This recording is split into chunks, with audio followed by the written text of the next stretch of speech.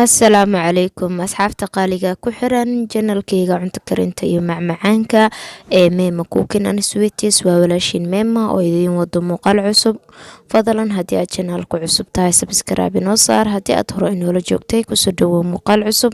waad ku mahadsan tahay daawashada muuqaalkan. ha ka hilmaamin inaad laag saarto, waayo laagtu waxay iga caawineysaa inuu dad badan gaaro.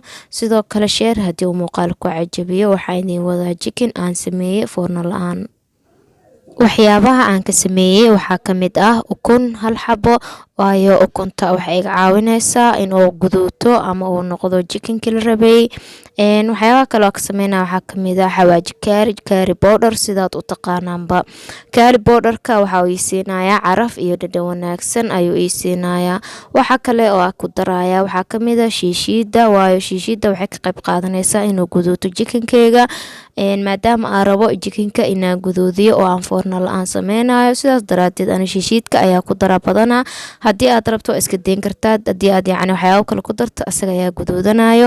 waxaa kaloo ku darayaa bariis miceeye, qaando waxyar haafkeeda ayaa ku darayaa. bariis miceeyaha wuxuu leeyahay cusbo yar iyo sidoo kale jubbaha, intaas ayaa ka reebay, inta kale qaandada ayaa ku shubay. intaasna waan ku darayaa si dhanaan yar uu ii siiyo. kabsar ayaa soo tumay, ayadana caraf ayay ii siineysaa. waxaa kale ku daraa qaando buuxdo, qaando dhexaadka ah oo bur ah, yacni si uu iigu dhago chickenka. cusbo yar ayaa ku darayaa, waana ku daray. sidoo kale biyo ayaa ku qasayaa, biyaha ma ka badinayo, waayo waxaa ku sameyn rabaa saliid ayaa ku sameyn rabaa si dhowda ayna ii dhibin. marka waa soo qasay, sidaa ujeedaan asxaabta qaaliga waxyaabihii aan raba chickenkeena inaan ku daro. waxaan rabaa inaad diyaariyo chickenka. sidaa ujeedaan chickenka dabac ayuu ku sijilan yahay, waa sidii talaagada looga soo bixiyey. baraf ayuu leeyahay, sida ujeedaan 7 xabo ayuu ka kooban yahay. chickenka aan sameynayo hal xabo oo albukis waaye. marka hore waxaa rabaa inaan ku shubo digsi, kadibna biyo aan ku daro si aan dabka u saaro.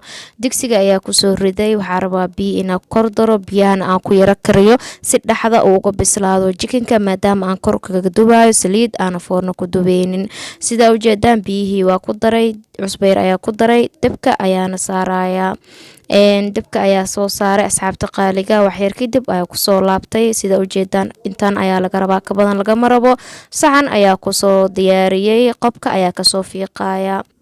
marka asxaabe wax walba waxay u baahan yihiin inaad si taxadar leh ku sameyso. marka waa kaa qobkiina waa kasoo waxeeyey, waxaa ku shubaya qudradii oo inoo diyaarsaneed korka uga shubaya si yacni gaduud ay u noqoto markii aan dubayo chickenka. hadda waxaa u dhiman oo kaliya in la dubo, waayo hadda waxaa ku shubaya waxyaabihii hore inooga diyaarsana waan kala gaarsiinaya. dhammaan waxaa sameynaya waa chickenka 7 xabo ama 7 lug ayuu ka kooban yahay.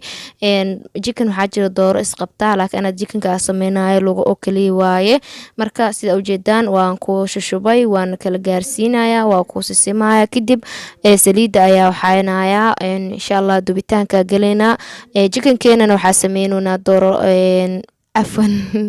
chickenkeena waxaa sameynaynaa foorno la-aan. dabka marka hore waxaa ku dubayaa jibsi, kadib ayaa ku dubayaa chickenka. waa kaa jibsiga waa dubtay, mar kale ayaa idiin soo gelinaya asagane. haddana dooradii ayaa bilaabaya dubitaankeeda. xabadii ugu horeysay ayaa ku riday dabka, sida ujeedaan. marka 3 xabo ayaa ka dhigaya, 2 kale ayaa kusoo ridaya. waa kusoo riday 2 kale asxaabe. markay dhanka hoose kasoo guduudato ayaa dhanka kale u gadinaya si ay dhanka kalena gaduud uga noqoto. waa soo gadiyey, sida ujeedaan dhanka hoose gaduud ayay ka noqotay. waxaa ii harsan dhankan kale inaan ka gaduudiyo, waana ka saaraya. chickenkeenana waxaa waaye foorno la-aan ayaa sameynayna, wuuna iska fudud yahay. saliidana taxadar ayay u baahan tahay. marka 3 xab ugu horeyso ayaa idin tusay qaabkii aan u dubay. xabad ugu horeysay waxaa hadda ka bixinaya, 3doodaba maasha Allah guduud ayay kusoo baxeen. waxaa rajeynayaa inaad ka hesheen dhammaantiinabo. marka maasha Allah haddii aadan haysanin foorno, waa iska fududahay chickenka inaad qaabkan u dubatid. wax walba waxaa haysatid ayaa ku sameysan kartaa. waa soo wada dubay dhammaanteen chickenka. saxankaas tiish ayaa igaaga hooseeyay oo saliid aan ugu talagalay inuu igaaga waxeeyo. saxan kale oo nadiif ayaa soo diyaarsaday oo qaleel ah, marka waan saarsaaraya. jibsiga in aan duubo waan ka mashquulay maadaama aan aad iyo aad u mashquulsanaa, laakiin mar kale ayaan gooni usoo gelinayaa. Haddana jikinkeeni waa kaasaa sidan ayuu kusoo baxay dhammaantiisaba, aniga oo aanan wax foornaa ku dubin oo foorno la-aan ayaan dubay. maasha allah waad sameysan kartaa. Dad waxaa jiro isdhahaayo waxyaabaha qaar haddii aysan haysanin waxba ma sameyn kartid, marka mar walba waxaa waaye try the best, isku day sida kugu wanaagsan aad wax ku sameysan karto. jikinkeeni dhammaantiisaba sidaas ayuu kusoo baxay. aan ahaanteeda dhadhankiisa aniga ayaa ka waramo, idinkana soo tijaabiya bal markii yacni aad tijaabisaan kadib ka warkeena. aad iyo aad ayaad ugu mahadsantihiin daawashada muuqaalka. ha ka hilmaamin inaad like saarto oo sii share gareyso.